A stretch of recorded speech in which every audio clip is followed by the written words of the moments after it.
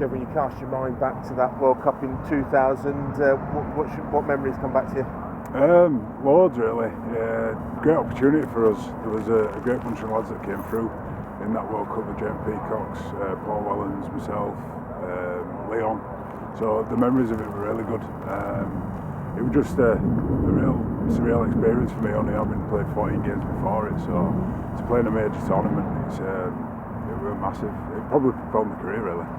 And it wasn't far out of schoolboy rugby. You were starting the World Cup for England. It must have been a surreal experience. Yeah, without a doubt. I'd been on a schoolboys tour the year before to Australia and played against Aussies, and then to run out to Twickenham against Australia and against probably my favourite player at the time, Wendell Sailor. So really surreal experience. The whole tournament from going to Disney World to train to warm up for it, and just the tournament being around Scully and Faz and Radlinski and stuff, it was just an amazing time to be involved.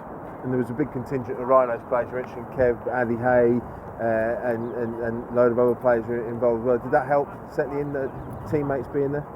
Yeah, without a doubt. I suppose, but I was just young and full of confidence. I had nothing to lose, and John having us in there and having a good mix of senior players and young players. We were able to feed off each other as young lads, so it was real good. What's one of your stand-out memories of that tournament? Probably Ireland at Edinburgh.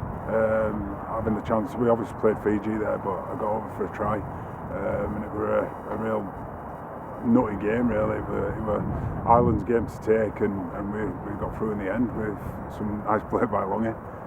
And you mentioned the young players that came into that tournament was very much an eye to the future. Unfortunately, there wasn't another World Cup for another 8 years. You think that was a missed opportunity that England were never able to build on that tournament? Yeah, probably. I know that the tournament cost the RFL a lot, and it set them back for a while, and that's probably why it didn't come around. But I think that if we'd have had another World Cup, we would have been better off the one that did actually come. So.